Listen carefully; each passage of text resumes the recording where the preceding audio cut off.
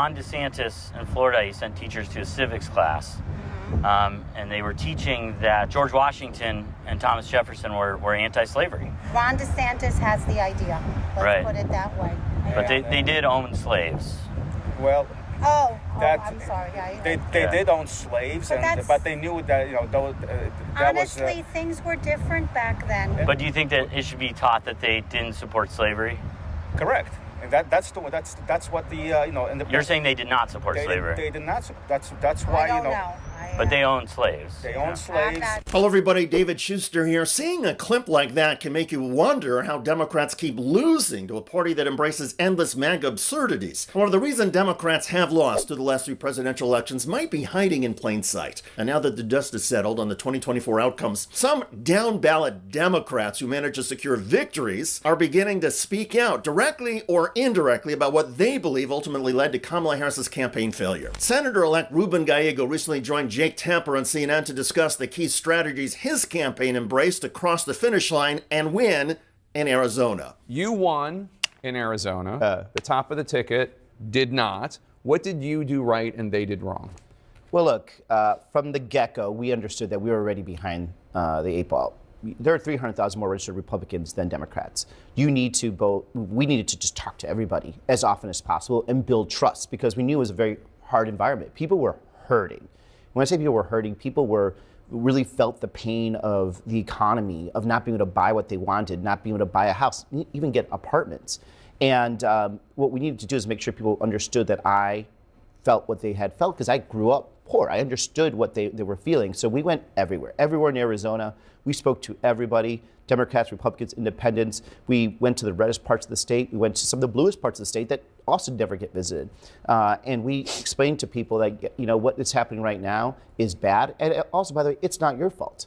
But we're going to work to fix it. Did you notice how Gallego prioritized directly engaging with voters, demonstrated that he understood their challenges, and made a commitment to fight for them? That's exactly what a winning political campaign message looks like, building trust, connecting with voters where they are, and speaking to the issues that matter most to them. Now, consider this contrast. Kamala Harris chose to emphasize bipartisan unity by campaigning alongside former Republican Representative Liz Cheney. In hindsight, the strategy backfired because it cast Harris as the status quo candidate tied to Washington's political establishment. Her campaign underestimated how deeply the public despises establishment politics and the status quo, regardless of party affiliation. Now, I get the Harris effort to remind Republicans that many high-profile Republicans were against Trump, but keep in mind that Liz Cheney's father, former Vice President Dick Cheney, once had an approval rating drop to just 13% while he was in office. And the Harris campaign alignment with the Cheneys in an effort to undercut Trump with Republicans still caused a lot of baggage. And the baggage became heavier as the Harris campaign missed opportunities to create a movement or cause that was new. In other words, by dedicating valuable campaign time and resources to appear with Cheney, there was less time and fewer resources to highlight Harris's outreach to unions and Harris's efforts to bring meaningful change to the lives of working class voters. The effort to stand with Republicans dampened potential enthusiasm on the left. And the misstep was, by most accounts, a significant factor in the Harris loss and helped solidify Donald Trump's victory. Now, back to Senator-elect Gallego. In his interview on CNN, Gallego talked about the importance of speaking directly, simply, and clearly to voters without getting bogged down in defending or explaining the Biden administration's records. I've heard Democrats complaining, and this is not Kamala Harris specific, but I've heard Democrats complaining that too often Democrats think that they can say, oh, don't worry about your pain, look at this chart. Yes, that's true. And do you think that that was something that... Absolutely. A lot of people were saying that, and I heard that, like, we'll talk to them about how good the economy is. The problem is, you can have all the graphs you want. If you open up your checking account and you see that you're making less and there's not enough coming in, it doesn't matter what the GDP growth is, right? If you go to the grocery store, and I live in a fairly working class area, and you start noticing that the brand names are not being bought and generics are, it doesn't matter what unemployment is. A lot of people got through this inflation, rise in inflation, by also taking out credit card debt. And this is, I think, what people forgot the whole time, is that even though, yes, wages were getting higher, yes, costs were going down, people were still paying down credit card debt that they used basically to survive this whole time. And so one of the things that we were very clear about in this campaign is we said, yes, let's see what we can do. Like, let's figure out what we can do to make your life a little easier, so you can breathe easier, right? And just being able to recognize that, hey, this is a problem, and not just trying to gloss over it, I think was a big, big difference. Talking about life being easier, about breathing easier, boiling things down. That approach is something Donald Trump does well. He speaks directly to his audience in plain, simple terms while also tapping into voters' anger and frustration with the political establishment. By addressing voter concerns head-on and framing himself as a populist outsider, as absurd as that may sound, Donald Trump effectively connected with voters who felt ignored or disillusioned by traditional politicians. This direct, relatable style isn't just a winning formula for Republicans like Donald Trump, it has proven effective for Democrats as well. In the 2024 election, many voters in New York's 14th congressional district demonstrated this by splitting their ticket, voting for both Donald Trump and Alexandria Ocasio-cortez. This underscores that voters are willing to support candidates from opposing parties if the voters feel those candidates genuinely understand and address their concerns. It highlights the power of authentic, direct messaging and a willingness to challenge the political establishment regardless of party affiliation. Of all the confounding results in this past election, perhaps the strangest phenomenon was the surprising number of people who voted for Democrats down ballot and then checked off Donald Trump for president. That was the case in New York's 14th district. A number of voters cast their ballot for both Trump and one of the House's most progressive Democrats, Congresswoman Alexandria Ocasio-cortez, better known as AOC. And while the Democratic Party is still reeling from the results, Congresswoman Ocasio-cortez is doing something a lot of the D.C. folks aren't doing, which is talking to social media and actually talking to voters to figure out why this happened. If you voted for Donald Trump and me, or if you voted for Donald Trump and voted Democratic down ballot, I would really love to hear from you. This is not a place of judgment. I'm not gonna put your stuff on blast or anything like that or dunk on it. That's genuinely not the intent here. I actually want to learn from you. I want to hear what you were thinking, and I just want to hear from you. But when it comes to people who split their ticket, I think a lot of people cited several different things. One is there is universal frustration in this country, much of it I actually think justified, that is raging at a political establishment that centers corporate interests, billionaires, and puts their needs ahead of the needs of working Americans. A political establishment that puts billionaires and corporations ahead of working class Americans. And that's a view led by Senator Bernie Sanders on the left and sadly by Donald Trump on the right, as crazy as that sounds. So in this case, in AOC's district where she amplified the populist message, a lot of voters split their tickets supporting AOC for Congress and Donald Trump for president. And that highlights just how crucial the populist anti-establishment message has become. Voters are increasingly drawn to candidates and campaigns that challenge the status quo. And by the way, if you need an example of an establishment insider who appears out of touch with voters and can't even directly answer a simple question, look no further than Democrat House Minority Leader Hakeem Jeffries on CBS News. Do you believe that Vice President Harris should have created more of a distinction between what she was going to do up against what the Biden administration is doing? Well, we'll have an opportunity to engage in after-action analysis, and I expect that will happen not just over the next few days, but over the next few weeks and the next few months. It will be required.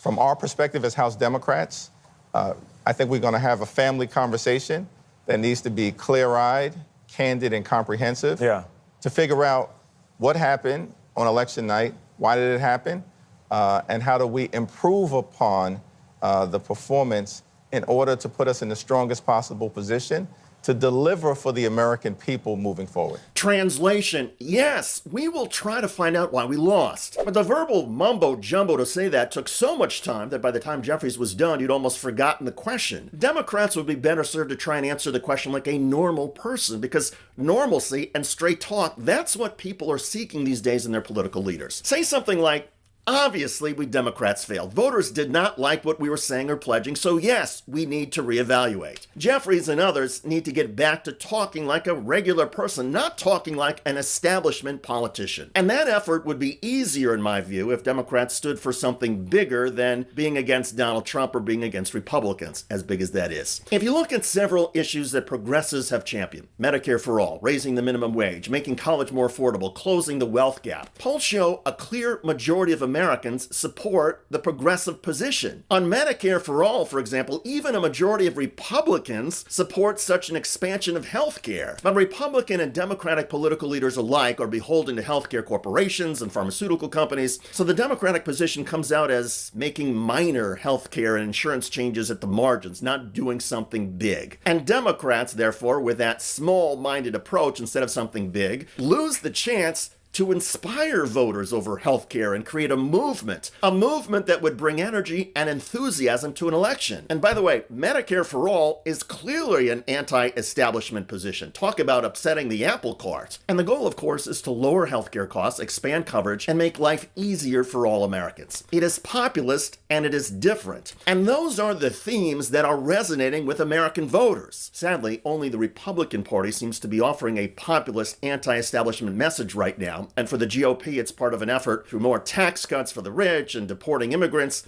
that will further divide us. Democrats should stand for bringing Americans together and uniting us. But the Democratic Party should also aim to do big, inspiring things that will help the working class. Continuing the status quo of the Biden administration was not enough. Stability lost to instability. The establishment lost to shaking things up. Everything is fine lost to I hear your pain. Democrats, take note. I'm David Schuster. Thanks for joining us. Yeah, but if it gets better in the next 2 years, are you going to tell the truth or are you going to try to just continue to cuck for the Democratic side? I will absolutely tell the truth, 100%, but I don't foresee getting better at all. I hope so. Yeah. I hope that it gets better. I believe so. I want to believe so. I just know what happened last time Donald Trump was president. Did not get better. But there's no wars. That was dope. What do you mean there was no wars? We were still in Iraq. We were still in Afghanistan. He blew up Syria and he killed Iranian general Qasem Soleimani. He threw away the Iran denuclearization agreement. He did a whole bunch of nonsense. He accelerated Obama's drone wars by 400% when he was in office. He did all this stuff. It's just he says he's anti-war and then people are like, oh, I guess he's anti-war. Now that Trump won, we're really going to see just how committed he is to no new wars. This, of course, was a big right-wing talking point during the campaign, and people convinced themselves that Trump was some sort of peacenik who centered diplomacy. But you and I know that is clearly not the case. This is somebody who is, by his nature, a warmonger. There's also a fundamental misunderstanding of what the US involvement in war looks like. People think just because there aren't boots on the ground in some sort of massive deployment in another country that we're not at war, and that is not the case. The US has shifted largely to unmanned aerial combat and limited engagements around the world, allowing us to perpetuate a culture of forever war. Trump did it, Biden did it, Obama did it, they're all doing it. It is a systemic problem. Trump is by no means an outlier here. And in fact, he celebrated political killings, including Soleimani, like Hassan mentioned, and also al-Baghdadi. Last night was a great night for the United States and for the world. A brutal killer, one who has caused so much hardship and death, has violently been eliminated.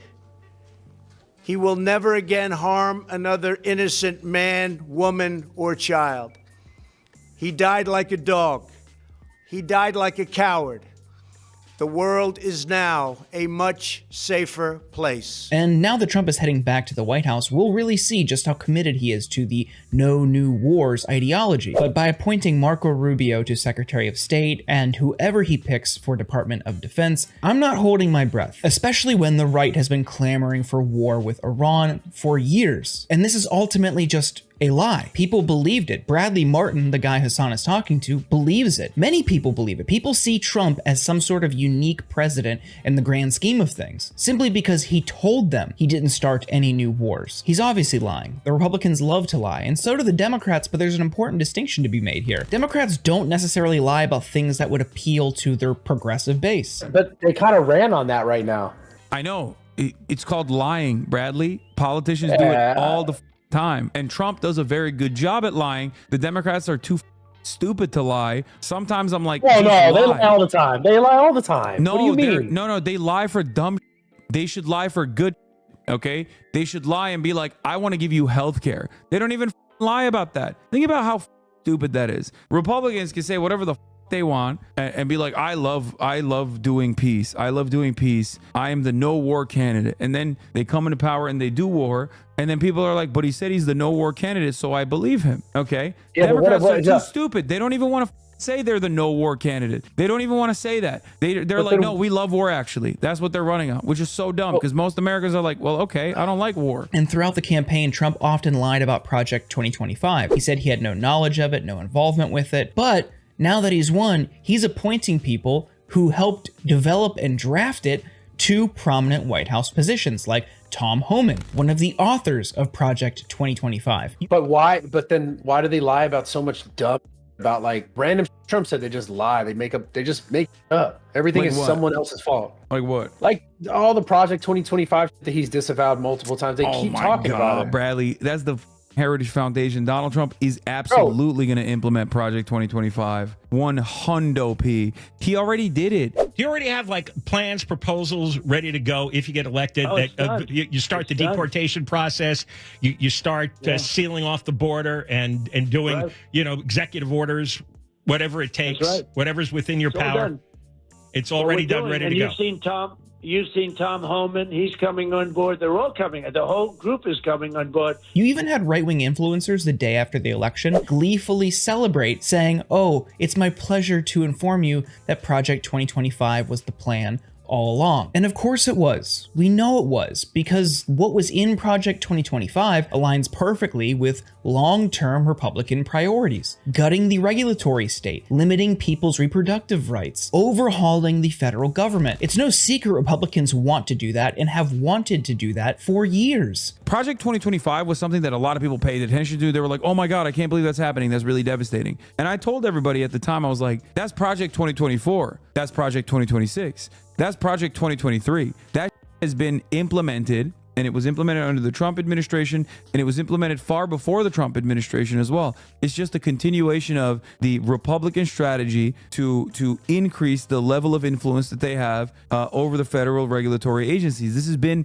a long-standing project, just like overturning Roe v. Wade was. That was set in motion 45 years ago when the Federalist Society was created. Like, that's not new. These guys have been at this for years and years. They're ideologically committed to doing like this. So, sometimes it'll be 10 years when they can get it done. Sometimes it'll take 30 years. Sometimes, in the case of abortion, it took 45 years, if I'm not mistaken. Putting it all on paper is nothing new either. The Heritage Foundation, which is one of the largest and most influential right-wing networks in the country, put out policy books for years. The only thing that's unique here is that policy actually became a major topic of discussion in a presidential race. It wasn't just vibes. For a while, people were substantively talking about the contents of Project 2025. That is new. And of course, that was a transparent lie to you and me. But when people like Bradley Martin, who is a mega influencer across multiple platforms with millions and millions of followers, when they believe it and parrot it to their audiences, that results in the problem we saw play out in 2024, where uninformed influencers lean into right-wing framing and narratives